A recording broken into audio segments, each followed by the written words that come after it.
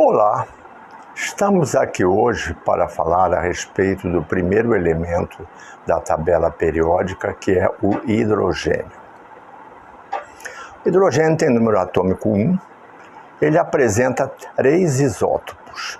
O hidrogênio em si, como é chamado, que também é conhecido com o nome de prótio, porque quando você retira um elétron nele, você obtém um próton, ou seja, o prótio é o precursor do próton.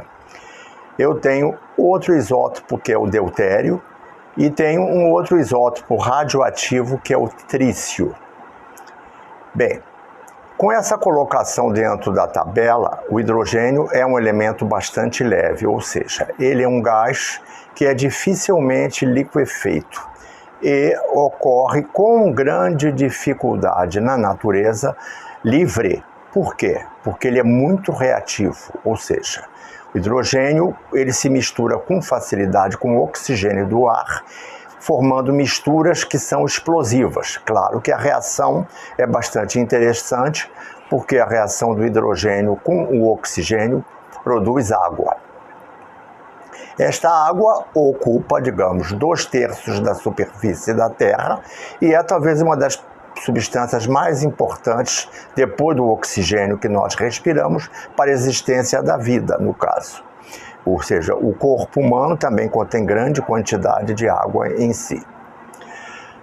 O hidrogênio pode ser preparado de diferentes maneiras. Industrialmente, muitas vezes é mais interessante fazermos uma reforma catalítica em cima de gases como o metano e em cima de hidrocarbonetos. Mas há o processo clássico de Haber-Bosch, que é você aquecer coque, o resíduo da destilação seca do carvão, a 1000 graus e passar por cima dele vapor d'água. Você obtém uma mistura de monóxido de carbono e hidrogênio em consequência do carbono reagir com água, no caso. Essa mistura pode ser processada, transformando-se o monóxido de carbono em CO2 e absorvendo-se o CO2 em dispositivos adequados e separando o hidrogênio.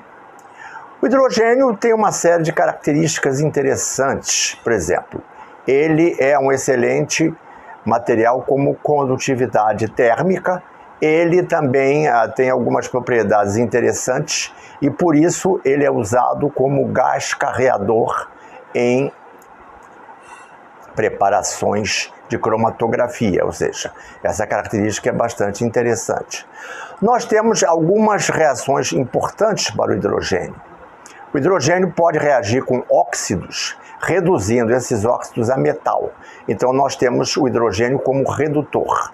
E com isso, por exemplo, se aquecemos óxido de cobre e passarmos hidrogênio por cima deles, teremos a obtenção de cobre metálico. No caso, obtém-se metal em fino estado de divisão.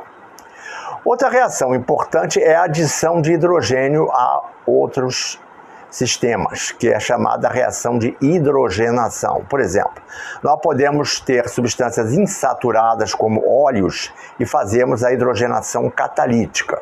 Um catalisador muito usado é uma liga de níquel e alumínio, que você elimina de uma maneira esperta o alumínio e tem um níquel em fino estado de divisão.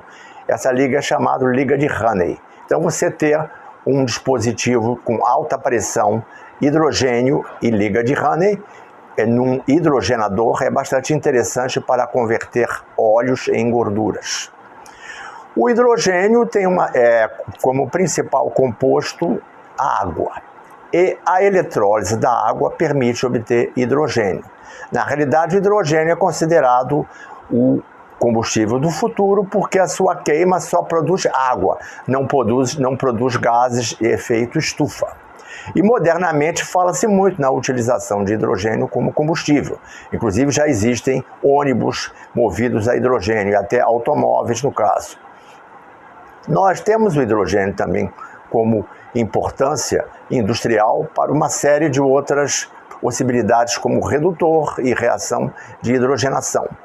E outros compostos que contêm hidrogênio seriam a água e hidrocarbonetos. Ou seja, o hidrogênio é um elemento bastante útil, mas sobre a forma livre é muito perigoso de usar.